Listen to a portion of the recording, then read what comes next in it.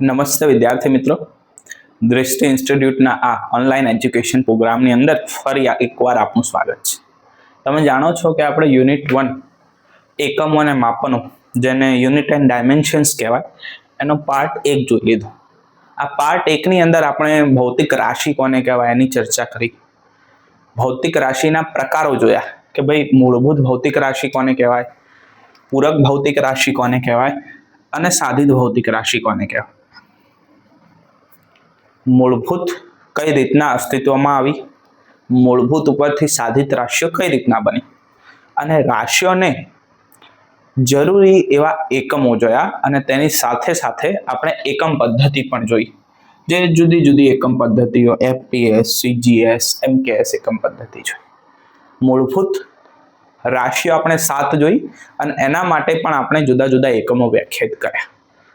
હવે આજના પાર્ટની અંદર આપણે તમારી જે બુક છે ન્યૂ એનસીઈઆરટી પ્રમાણે નેક્સ્ટ ટોપિક એ આ લઈએ છીએ.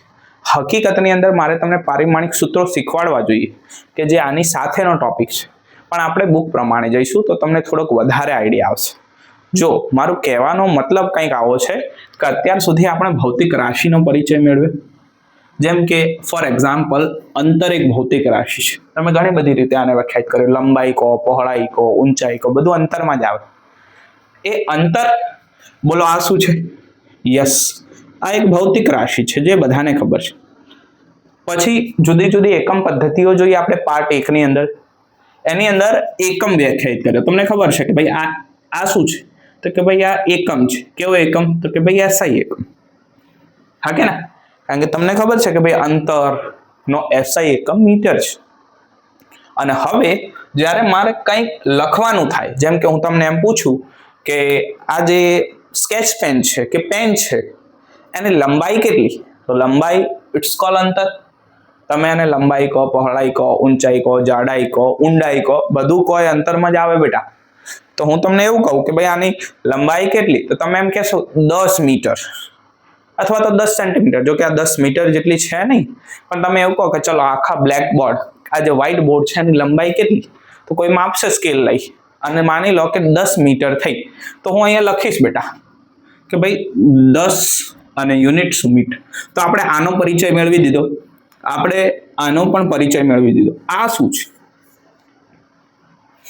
આ જે છે એ એનું મૂલ્ય છે. શું છે? યસ, આ જે છે એ શું છે? યસ, મૂલ્ય છે. તો આજે આપણે આનો થોડોક પરિચય મેળવવાનો છે. મૂલ્ય એ એટલું જ મહત્વનું છે જેટલું એકમ. હું તમને એમ કહી દઉં કે આ જે સ્માર્ટ બોર્ડ છે કે વ્હાઇટ બોર્ડ છે એની લંબાઈ મીટરમાં છે, પણ તમે પૂછશો કેટલા મીટર, તો એ કેટલા એ એનું મૂલ્ય થી દર્શાવાય. તો ભાઈ 10 મીટર, 20 મીટર, 15 મીટર, જેટલા પણ મૂલ્ય. અને આને સાથે સંકળાયેલો એક ટોપિક જેને તમે સિગ્નિફિકન્ટ ફિગર્સ, સાર્થક અંકો કહેશો. હવે આનો રિયલ લાઈફમાં ઉપયોગ પહેલા કહી દઉં અને ત્યારબાદ આપણે ટોપિકની ચર્ચા કરીએ. જોજો, જેમ કે તમે આ એક્ઝામ્પલ જો, કેલ્ક્યુલેટરની અંદર તમે સરવાળો કરતા હશો. માની લો કે તમે કર્યું કે ભાઈ 24.78 ગુણાકારમાં 4.28, જે કોઈ પણ કર્યું અને જવાબ આવ્યો માની લો કે યસ 2894. આવો જવાબ આવ્યો 884.2894. આવો જવાબ આવ્યો. તો તમે શું કરશો? શું તમે આ 8 કે 7 આંકડા લખશો? ના, તમે શું કરશો કે ભાઈ ચલો જવાબ શું આવ્યો? તો કે ભાઈ મારો જવાબ આવ્યો 884.2. બહુ તો લોકો 28 લખશે, પાછળના 2 આંકડાને જવા દેશે, ઉડાડી દેશે. કેમ? આ વધારાના આંકડા છે કે જે તમને ભ્રમિત કરશે અથવા તો થોડીક અડચણ ઊભી કરશે, માટે એ લોકો એને અગણિત કરે છે અથવા તો ગણતા નથી. બીજું એક એક્ઝામ્પલ આલું. જેમ કે તમે દવાઓનું બિલ જોયું હશે, દવાઓનું બિલ. એની અંદર માની લો કે કોઈ મેડિસિન 10 રૂપિયાની છે, તો એની અંદર આવું લખેલું છે 10.00. કેમ? પૈસા તો છે નહીં, 10.00 લખ્યા. એવું નથી કે ભાઈ 10.50 પૈસા, તો એને પોઈન્ટ પછી 2 0 ગણ્યા. કારણ કે કોમ્પ્યુટરને ખબર પડે કે પોઈન્ટ પછી 2 આંકડા સુધી મારે ચોકસાઈ રાખવાની છે. અને આ જે રિયલ લાઈફ એપ્લિકેશન્સ છે એ આજનો ટોપિક છે, જેનું નામ છે સિગ્નિફિકન્ટ ફિગર્સ, સાર્થક અંકો. હવે આ ત્યારે ખબર પડશે કે જ્યારે તમે જાણતા હશો કે ભાઈ સાર્થક અંકો શું છે અને એને નક્કી કરવા માટે આપણે શું શું જાણકારી હોવી જોઈએ. તો ચલો આપણે શીખીએ. Next page. ઓકે, તો આવો હવે જાણકારી મેળવીએ કે ભાઈ સાર્થક અંકો કહેવાય કોને. તો સાર્થક અંકો કે જેનું ઇંગ્લિશમાં નામ છે સિગ્નિફિકન્ટ ફિગર્સ, એની વ્યાખ્યા કંઈક આવી છે કે વિશ્વસનીય અંકો. વિશ્વસનીય અંકો એટલે શું? તો કે ભાઈ જેના ઉપર તમને આમ વિશ્વાસ હોય કે ભાઈ હા સાચા હશે, એ વિશ્વસનીય અંકો. અને પ્રથમ અચોક્કસ અંક. પ્રથમ અચોક્કસ એટલે કે તમને એવું ખબર નથી કે આ પાક્કું છે કે નહીં, પણ માની લઈએ તો એને આપણે સંખ્યાના સાર્થક અંકો કહે છે. ના ખબર પડી ને બોલો, વ્યાખ્યા જોઈને ખબર પડે? ના પડે. અહીંયા આવો સમજાવો. જો માની લો કે આ જે એક ચોક છે એને મારે મેઝર કરવું છે, માપવું છે. હવે માપવા માટે હું શું યુઝ કરીશ? યસ, આ તમારી જે છે ફૂટ પટ્ટી છે. શું છે બોલો બેટા? યસ, ફૂટ પટ્ટી. આ ફૂટ પટ્ટી લઈને માપો. કઈ રીતના માપશો? 0 ને 0 રાખવાનું. હા કે ના? હવે તમને ખબર છે, મેં થોડીક ઝૂમ કરીને બતાવી છે. જોજો, આ 0, આ 1, આ 1 એટલે 1 સેન્ટીમીટર. હા કે ના? ઓકે, તમને એ પણ ખબર છે 0, આ 1 એટલે 1 મિલીમીટર. 2, 3, 4, 5, 6, 7, 8, 9, 10, 1 સેન્ટીમીટર. પછી આ 1.1, આ 1.2, આ 1.3, આ 1.4, આ 1.5, આ છે 1.6 અને આ છે 1.7. તો જો આનું જે એક્ઝેક્ટ માપ છે એ ના તો એક્ઝેક્ટ 1.6 છે, ના તો એક્ઝેક્ટ 1.7 છે. તો લોકો શું કરે ખબર? આવી રીતના લખે. જોજો 1.6. અડધા તો એમ કહી દે કે ભાઈ ચલો 1.6 જ છે. અડધા એવું કહી દે કે ચલો માપી લો ને ભાઈ 1.7. પણ અડધા એમ કે ના 1.6 અને 1.7 ની વચ્ચે. તો આપણે એવરેજ લઈ લઈએ. આપણે એવું લઈએ કે 1.6 ને 1.7 ને 1.6 વત્તા 1.7 ભાગ્યા 2, 1.65. અને હવે જો આની અંદર મારી પેન ક્યાં ગઈ? હા, આની અંદર આ જે પહેલા બે અંકો જુઓ તમે 1.6, આ કમ્પ્લીટ વિશ્વસનીય અંકો છે. એટલે તમને વિશ્વાસ છે કે આની લંબાઈ એ 1.6 તો છે જ. તો આને કહેવાય પ્રથમ વિશ્વસનીય અંકો. અને સોરી, વિશ્વસનીય અંકો. પ્રથમ ક્યાં? એમને વિશ્વસનીય અંકો, વિશ્વાસવાળા અંકો. અને પ્રથમ અચોક્કસ અંક. અહીંયા શું લખેલું છે? પ્રથમ અચોક્કસ અંક. તો આ પાંચડો જે છે, બોલો આ પાંચડો જે છે તમને ખબર છે કે આની લંબાઈ એક્ઝેક્ટ 1.65 છે? ના, આ પાંચડો તો આપણે એમને મૂકેલો છે. આ શું છે બોલો? પ્રથમ અચોક્કસ અંક. ખબર પડી? તો પ્રથમ વિશ્વસનીય, સોરી ખાલી વિશ્વસનીય અને પ્રથમ અચોક્કસ. દર વખતે પ્રથમ બોલાઈ જાય છે. હા, શું? વિશ્વસનીય અંકો અને પ્રથમ અચોક્કસ અંક આને મળે તો એને સંખ્યાના સાર્થક અંકો કહેવાય. તો આ સંખ્યાના સાર્થક અંકો છે. કેટલા? 1, 2 અને 3. તો આની અંદર કોઈ એમ પૂછે કે ભાઈ સાર્થક અંકોની સંખ્યા કેટલી? તો કે ભાઈ 3. પણ શું એવું બની શકે? એવું બની શકે કે કોઈ એવું કહે કે ભાઈ ફૂટપટ્ટીથી નહીં માપવું, મારે તો વર્નિયરથી માપવું છે, મારે તો સ્ક્રૂ ગેજથી માપવું છે. માપો.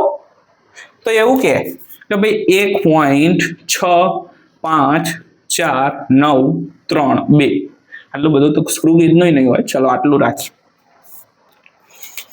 આટલા એક્ઝેક્ટ માપ આટલું લો. 1.65 નહીં, 1.65, 4 અને 9 પાછળ પોઈન્ટ પછી 4 આંકડાની ચોકસાઈ. પણ શું તમારે આટલી બધી ચોકસાઈની જરૂર છે? આ વધારાના જે અંકો છે એ અસગવડતા ઊભી કરે છે. અને માટે આપણે હંમેશા જે મૂલ્ય દર્શાવવાનું આવે એ કોઈ દિવસ આવું નહીં દર્શાવીએ. જે મેં ઉદાહરણ આપ્યું કેલ્ક્યુલેટરની અંદર, પોઈન્ટ પછી 9 આંકડા હોય તો શું તમે 9 આંકડા લખશો? ના, પોઈન્ટ પછી 2 આંકડા લખશો. અને આ જે વધારાના નંબર્સ છે, વધારાના નંબર્સને માની લો કે આને હું ગોળી મારું, આને હું ગોળી મારું, વધ્યું શું? 1.65. તો એને સાર્થક અંકો, કારણ કે મને ખબર હતી કે ભાઈ પ્રથમ પહેલાના વિશ્વસનીય અંકો એટલે કે ખાલી વિશ્વસનીય, દર વખતે પ્રથમ બોલવાની જરૂર નથી. વિશ્વસનીય અંકો અને પ્રથમ અચોક્કસ અંક એ શું છે? બસ સાર્થક અંકો થઈ ગયા. તો આ જે વધારાના જે અડચણો ઊભી કરે છે એને આપણે હટાવી શકીએ. કોની મદદથી? સાર્થક અંકોની મદદથી. અને સાથે સાથે સાર્થક અંકો તો એવું પણ કહે છે કે માની લો કે આ જે માપ હતું એ તમારું કેટલું થયું? બોલો, ક્યાં ગઈ પેન? હા, 1.65 સેન્ટીમીટર. કેટલું થયું? Yes, 1.65 centimetre. કોઈ હવે એવું કે, બોલો કેવું કે સાહેબ મારે સેન્ટીમીટરમાં નહીં, મારે તો મિલીમીટરમાં લખવું.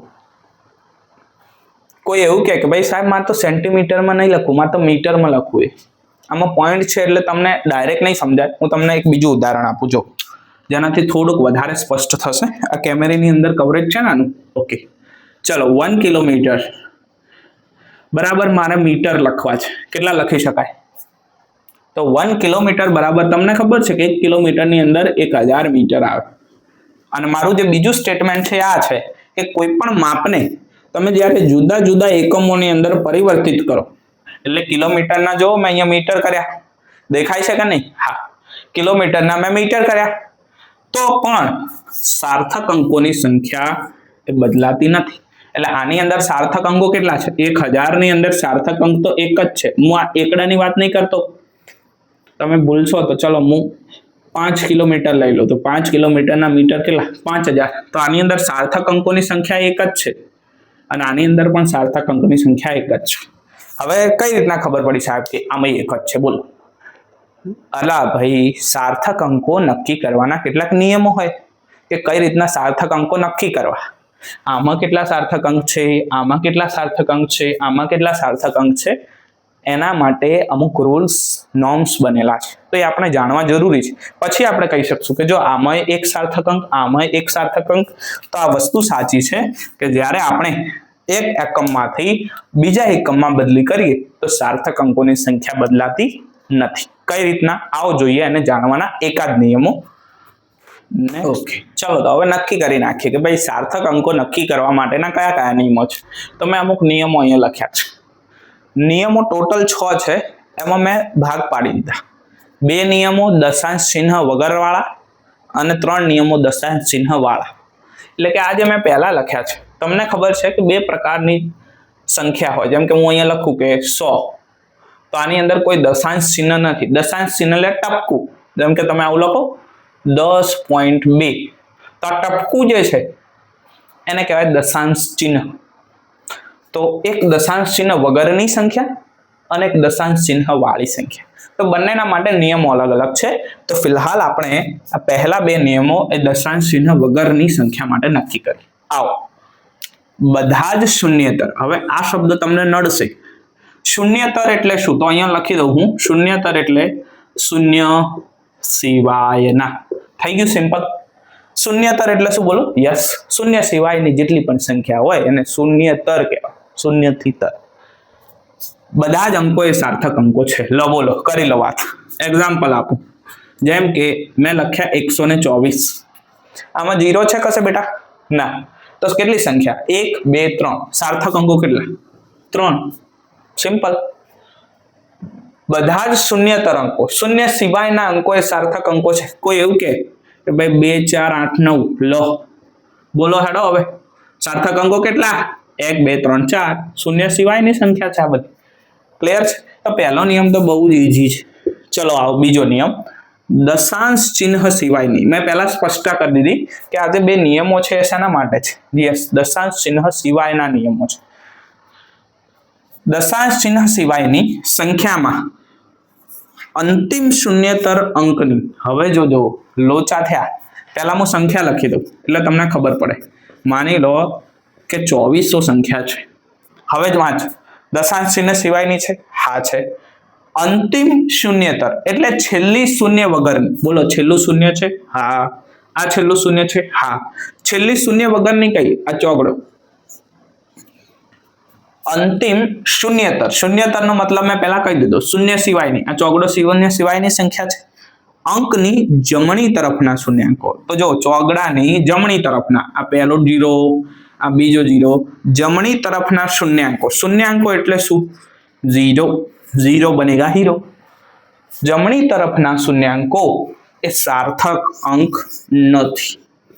ના પાડી દીધી કે ભાઈ જ્યારે આવી સંખ્યા હોય છેલ્લે ભાઈ 0 હોય તો તમારે જોવાનું કે ભાઈ છેલ્લામાં છેલ્લો આંકડો કયો 0 વગરનો, તો આ 2400 માં તમે જોયું કે ભાઈ છેલ્લામાં છેલ્લો આંકડો 4, તો આ 0 ને કાઢી નાખો, આ 0 ને કાઢી નાખો, વધ્યા કેટલા 1 2, તો સાર્થક અંકો કેટલા 2. ક્લિયર થાય છે વાત? કોઈ એવું કે સાહેબ 432 0 0 0 0 0 0 0 0 આટલા બધા 0 હોય તો શું કાઢી નાખવાના? હા, કાઢી નાખવાના. તમારે જોવાનું કે ભાઈ દશાંશ ચિહ્ન છે? ના, નથી. તો છેલ્લામાં છેલ્લો આંકડો શૂન્ય વગરનો કયો? આ બગડો. બગડાની જમણી તરફ બધા જ 0 છે. ઓકે, 0 છે. તો આ બગડો, આ બધા સાર્થક અંકો નથી. 1 2 3, તો આની અંદર સાર્થક અંકો કેટલા? 3. ક્લિયર થાય છે? હા કે ના? અને માટે જ મેં તમને આ એક્ઝામ્પલ આપ્યું હતું. યાદ કરો એક્ઝામ્પલ કે ભાઈ 2 કિલોમીટર બરાબર કેટલા મીટર થાય? તો કે ભાઈ 2000 મીટર. તો બોલો આ એકડો બગડો નહીં? તો આમાં સાર્થક અંકો કેટલા? 1. આ જો શૂન્ય સિવાયની સંખ્યા, એમાં શૂન્ય જમણી બાજુના નહીં ગણવાના, તો આમાં સાર્થક અંકો કેટલા? 1.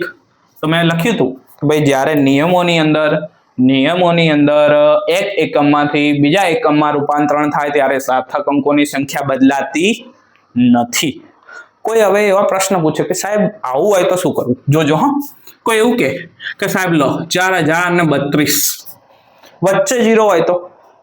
જો આવું હોય તો તમારે છેલ્લા અને પહેલો છેડો જોવાનો. બોલો આ 0 વગરનો? હા. આ 0 વગરનો? હા. તો બધું ગણી લેવાનું. 1 2 3 4.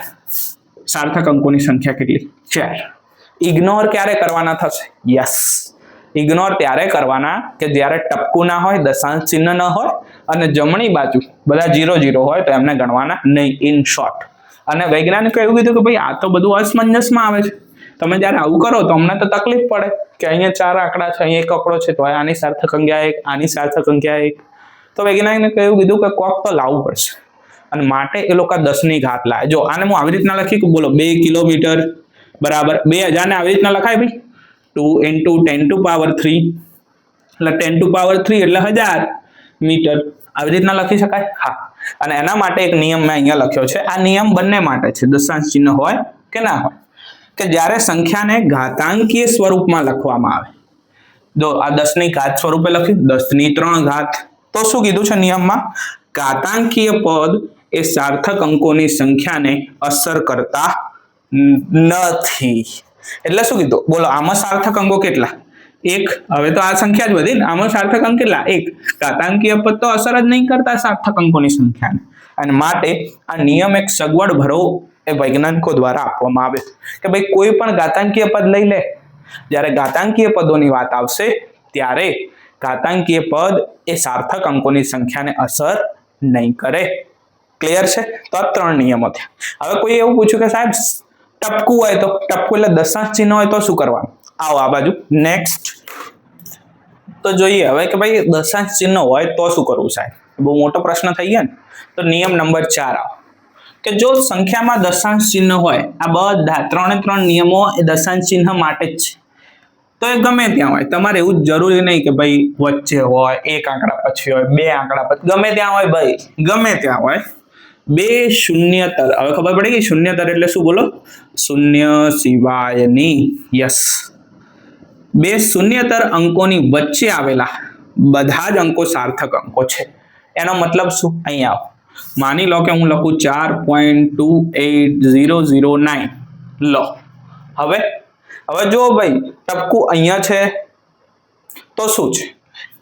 અહીંયા હોય, અહીંયા હોય, અહીંયા હોય કે અહીંયા હોય, એનાથી કોઈ ફરક ના પડે. આપણે શું જોવાનું? આપણે ખાલી 2 શૂન્ય સિવાયની અંકો જોવાની. શું આ પહેલી સંખ્યા શૂન્ય સિવાયની છે? હા. શું આ છેલ્લી સંખ્યા શૂન્ય સિવાયની છે? હા. તો 1 2 3 4 5 6 સાર્થક અંકો છે. પણ આમાં કીધું છે કે ભાઈ ગમે ત્યાં હોય, આ ટપકું અહીંયા ના આપીને અહીંયા આપ્યું હોય તો આપણને શું ફરક પડે? અહીંયા ના આપીને અહીંયા આપ્યું હોય તો એ શું ફરક પડે? એટલે ભાઈ અહીંયા ના આપીને અહીંયા આપ્યું હોય તો અહીંયા ના આપીને અહીંયા આપી, ગમે ત્યાં હોય ભાઈ કોઈ ફરક પડતો નથી. તો ટપકું ગમે ત્યાં, દશાંશ ચિહ્ન ગમે ત્યાં હોય, જો 2 શૂન્યતર એટલે શૂન્ય સિવાયની વચ્ચે જેટલા પણ અંકો આવેલા હોય એ બધા જ ને આપણે સાર્થક અંકો ગણી શકીએ. તો સાહેબ આ તો પેલા જેવું જ થયું, ટપકા વગરનીમાં તમે આવું કીધું તું સાહેબ, આમાં ટપકું નહીં, ચલો આવું છે.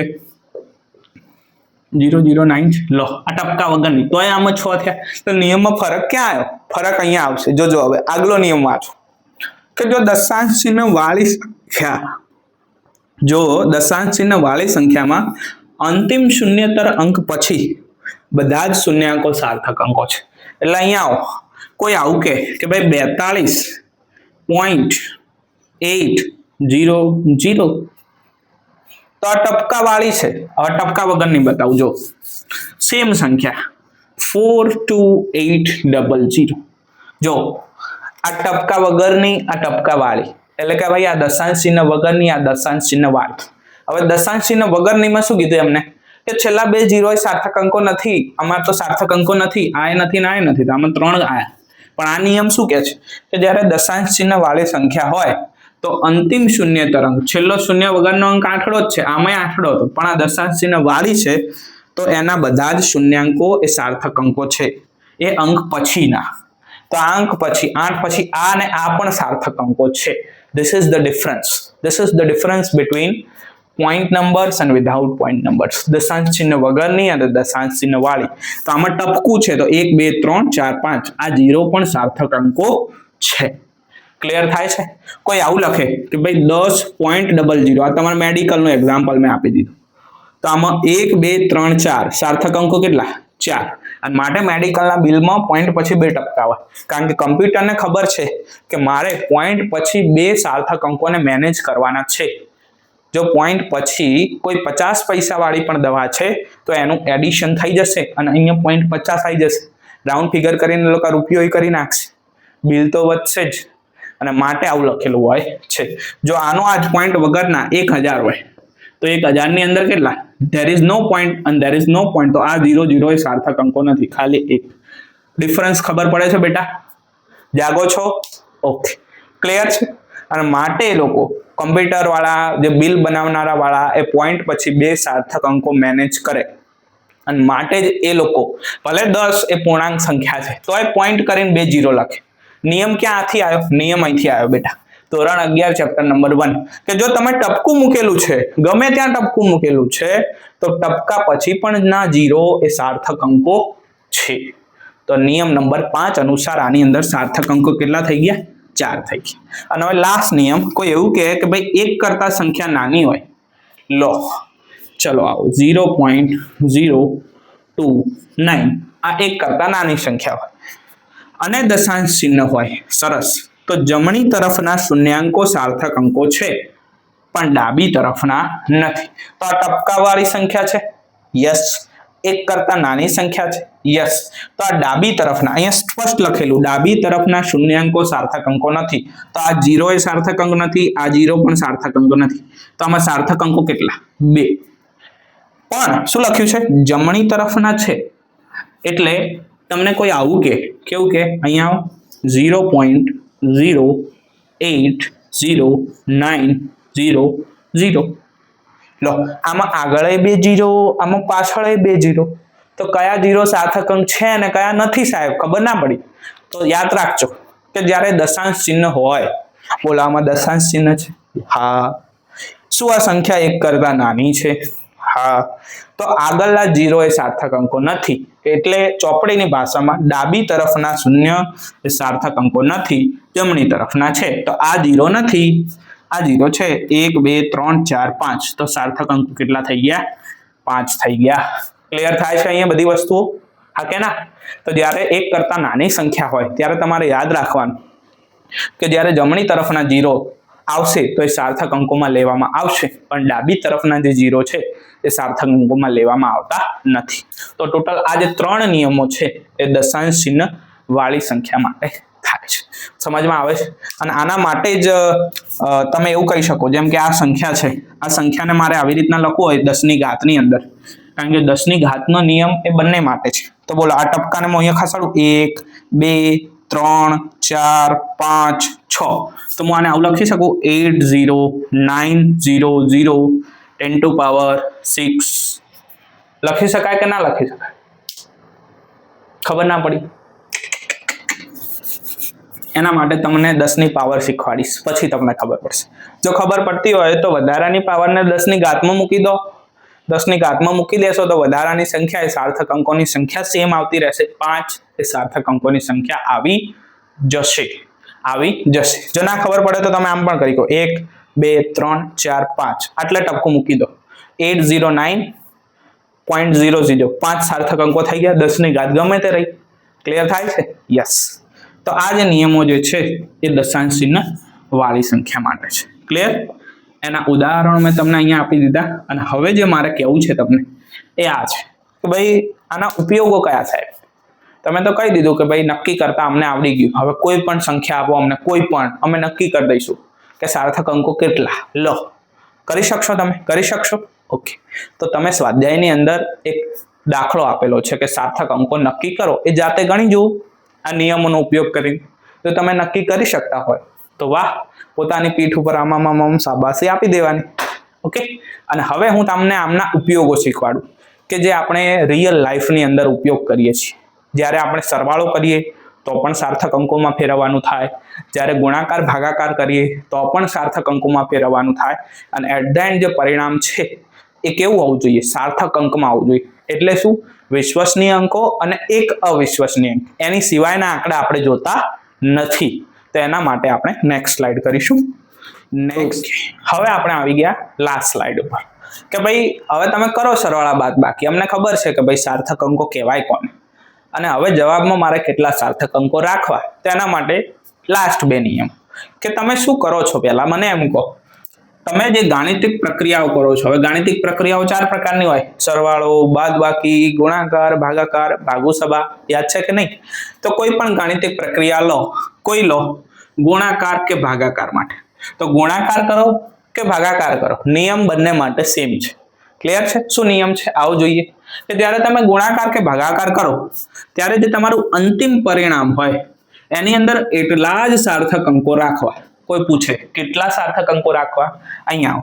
એટલા જ સાર્થક અંકો રાખવા જેટલા મૂળ સંખ્યાઓ પૈકી જે સંખ્યામાં લઘુત્તમ હોય. એટલે શું સાહેબ? ખબર ના. અહીંયા આવો. એક્ઝામ્પલ, આ 4.237 ડિવાઇડેડ બાય 2.51 આ તમારી મૂળ સંખ્યાઓ થઈ ગઈ. લા ભાઈ આ મૂળ સંખ્યાઓ છે. અને હવે તમે આનો ભાગાકાર કરો, કેલ્ક્યુલેટર લો. 4.237 ડિવાઇડેડ 2.51 શું આવે જવાબ? જવાબ આવ્યો 1.693. માની લો કે આવ્યો. હવે તમારે શું જોવાનું? તમારે એ જોવાનું કે મૂળ સંખ્યાઓ છે એમાં લઘુત્તમ સાર્થક અંકો કેટલા? તો પહેલી સંખ્યા જો ટપકાવાળી 1 2 3 4 સાર્થક અંકો. આની અંદર 1 2 3 બોલો 4 ઓછા કહેવાય કે 3 ઓછા કહેવાય? લઘુત્તમ કયા? 3. તો જે તમારો જવાબ આવે છે એમાં 3 જ સાર્થક અંકો હોવા જોઈએ. આવો કેટલા છે? 1 2 3 4 છે. તો ભાઈ એક ઓછો કરી દો. લો, થઈ ગયા 3. તો બસ આ જ જવાબ છે તમારો અને આ જ અંતિમ પરિણામ સ્વીકારવામાં આવશે. પેલા તગડાને હટાવી દેવાનો. હવે કોઈ કે સાહેબ તગડા સાથે અન્યાય થયો. તમે કઈ રીતના કહી શકો કે તગડાને હટાવી દેવાનું? 2 મિનિટ કહું, જોજો હો. અહીંયા આવો. કોઈ એમ કે ચલો આનું તો ખબર પડી ગઈ સાહેબ કે આમાં જોવાનું, આમાં જોવાનું, જે ઓછામાં ઓછા હોય એ પરિણામમાં રાખવાનું. સરવાળા બાદબાકી માટે શું ખોટું થયું? આનું આ ના ચાલે? ના ચાલે. કેમ? અહીંયા આવો. સરવાળા બાદબાકી માટે મૂળ સંખ્યામાં દશાંશ ચિહ્ન પછી જેટલા લઘુત્તમ અંકો હોય, એટલે મૂળ સંખ્યા તમારી આ પણ મૂળ સંખ્યા વત્તા આ પણ મૂળ સંખ્યા વત્તા આ પણ મૂળ સંખ્યા, દશાંશ ચિહ્ન પછી જોવાના. લઘુત્તમ અંકો શેમાં છે? તેટલા જ અંકો તમારે પરિણામમાં રાખવાના. જો આ વત્તા એટલે સરવાળો, પ્લસ વત્તા આ. હવે આમાંથી તમે જુઓ શું જોવાનું? લઘુત્તમ અંકો. પણ આમાં આપણે બધી સંખ્યામાં લઘુત્તમ અહીંયા દશાંશ ચિહ્ન પછીના જ લઘુત્તમ અંકો જોવાના. દશાંશ ચિહ્ન પછી તો બોલો આના ટપકા, દશાંશ ચિહ્ન પછી આ તગડો અને બગડો 2 અંકો. આના દશાંશ ચિહ્ન પછી ખાલી બગડો 1. આના દશાંશ ચિહ્ન પછી 1 2 3. તો ટપકા પછી ઓછામાં ઓછા લઘુત્તમ અંકો કેટલા? તો આમાં ટપકા પછી 2, એક જ અંક છે. આમાં 2 છે, આમાં 3 છે. ઓછામાં ઓછા કેટલા? 1.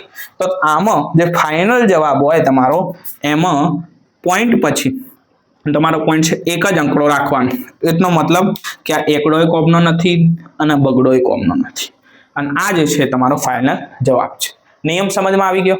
ઇન શોર્ટ કહી દઉં, જ્યારે ગુણાકાર અને ભાગાકાર કરતા હોય ત્યારે મૂળ સંખ્યા જોવાની, એમાં જેટલા ઓછામાં ઓછા સાર્થક અંકો હોય એ જવાબમાં લઈ આવવાના. સરવાળો બાદબાકી કરતા પોઈન્ટ પછીના આંકડાઓ જોવાના. જેટલા પોઈન્ટ પછીના આંકડા ઓછામાં ઓછા હોય, ધારો કે આમાં પોઈન્ટ પછી 2 છે, આમાં પોઈન્ટ પછી 1 છે, આમાં પોઈન્ટ પછી 3 છે, કોઈ ચોથી સંખ્યા જેમાં પોઈન્ટ પછી 4 હોય, તો પોઈન્ટ પછી ઓછામાં ઓછા કેટલા? 1. તો જવાબમાં પોઈન્ટ પછી ઓછામાં ઓછા 1 આંકડો રાખવાનો, બીજાના બધાને કાઢી નાખવાનો. એટલે બહુ મોટા મોટા સવાલો ઉભા થયા સાહેબો ઉપર કે સાહેબો તો ખોટું ખોટું શીખવાડે છે.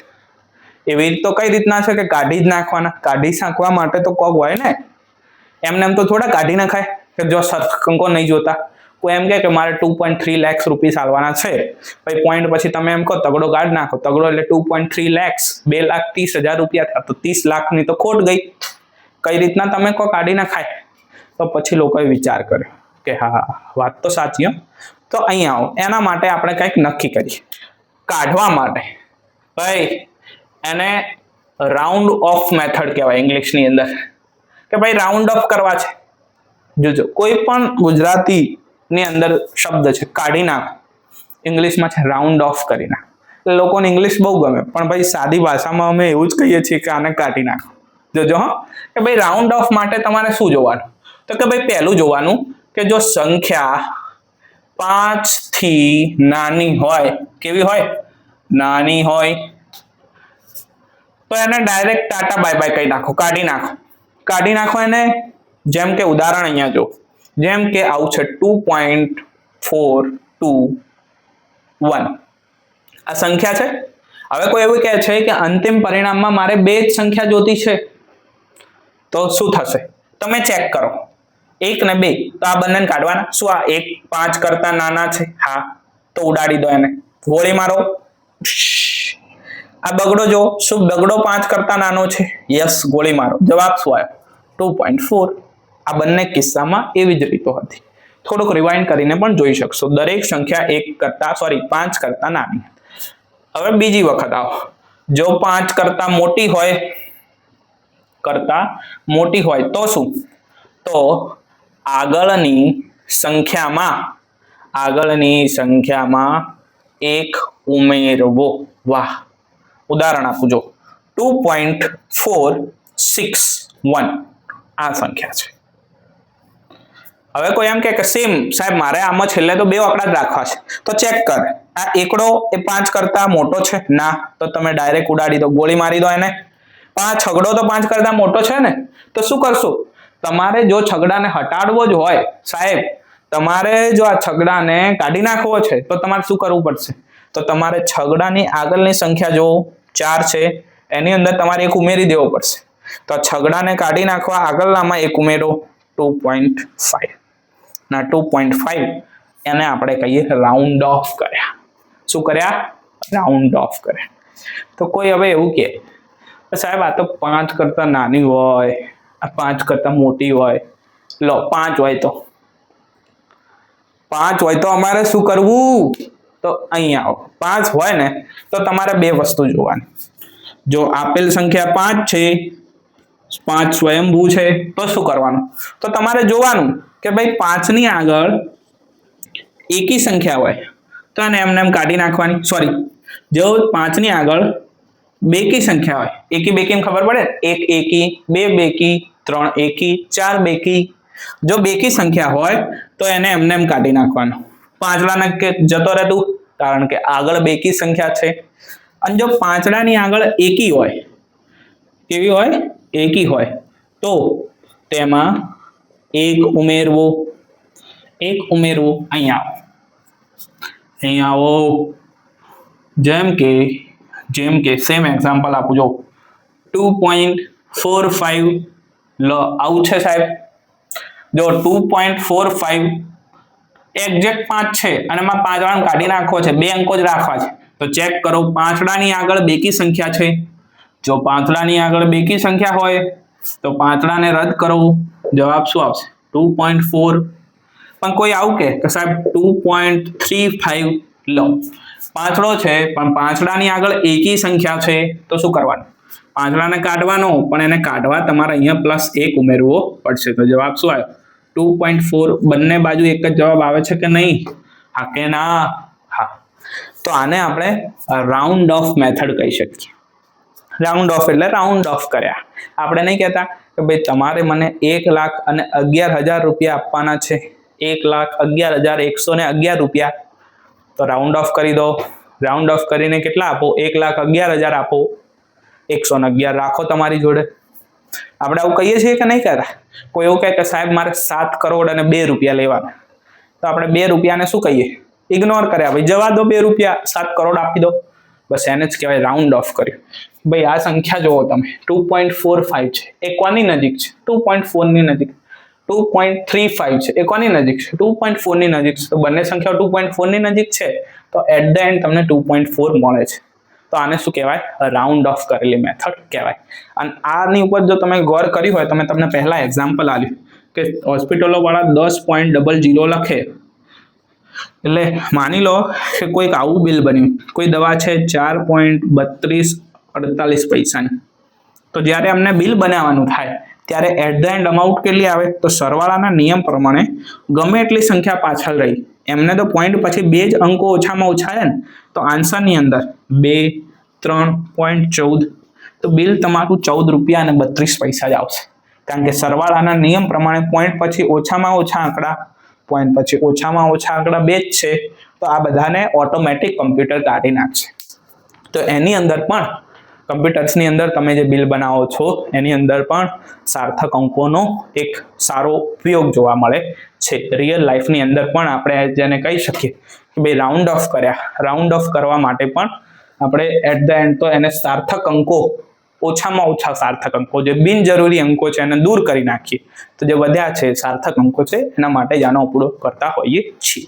અને આ બધું શેના માટે મેં કીધું? યસ, ભૌતિક રાશિ તમે શીખી ગયા ભાગ 1 ની અંદર, એના એકમો પણ શીખી ગયા ભાગ 1 ની અંદર.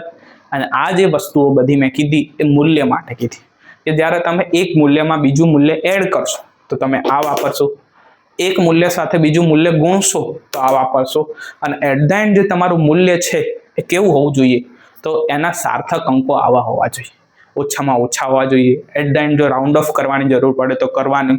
એવું ના કરાય કે ભાઈ તમારો જવાબ 10.2497629429 આખી સપ્લિમેન્ટરી ઇન્ફાઇનાઇટ આવે. જેમ તમે પાઈની વેલ્યુ જોઈએ છે, પાઈ ઇઝ ઇક્વલ ટુ, બોલો, પાઈ ઇઝ ઇક્વલ ટુ 3.14. તમને ખબર છે પાઈ જે છે એ ઇન્ફાઇનાઇટ નંબર છે. 0.14 પછી સંખ્યા ઇન્ફાઇનાઇટ છે, ઇન્ફાઇનાઇટ છે, તો આપણે કેમ 14 લખી દીધા? યસ, આપણે અહીંયા સાર્થક અંકોનો ઉપયોગ કર્યો છે, રાઉન્ડ ઓફ મેથડનો ઉપયોગ કર્યો છે અને એને ઓછામાં ઓછા સાર્થક અંકમાં લખવાનો પ્રયત્ન કરેલ છે. તો બસ આ આજના ક્લાસનો ટોપિક આ જ છે. આનું કનેક્શન અને સાથે સાથે પૂરક રાશિઓ, થોડીક સાધિત રાશિઓ અને જે પારિમાણિક સૂત્રોનો જે ચમત્કાર છે એ આ ચેપ્ટરની અંદર આપણે નેક્સ્ટ ક્લાસમાં જોઈશું. Thank you very much to all. Thank you, bye bye.